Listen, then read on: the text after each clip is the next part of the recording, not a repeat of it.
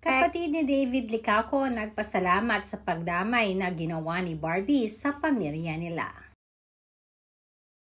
Sadyang ikinatuwa lalong-lalo na ng mga kapatid ni David ang ginawang pagdamay ni Barbie. Hindi naman lingid sa kalaman nating lahat ang naging pagpanaw ng lolo ni David. Sa naging pahayag ni David sa kanyang social media account, sinabi nito na, "It is with profound sorrow that we announce the passing of Jamie T. Licauco, a devoted father, grandfather, great-grandfather, brother and friend who peacefully joined our Creator on May 15, 2025 at the age of 84.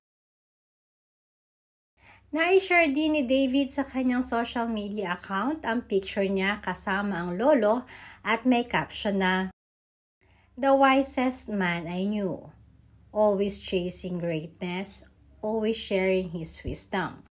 Thank you for the life talks, the lessons, the power of your mind. I hold them close, always. Rest easy, Lolo." Samantalang marami namang showbiz personalities ang nakiramay sa pagkawalang ito ng lolo ni David. At isa na nga dito si Barbie Fortesa. Ayon nga sa aming source ay dumalaw at nagbigay din ng kanyang pakikiramay si Barbie sa family ni David.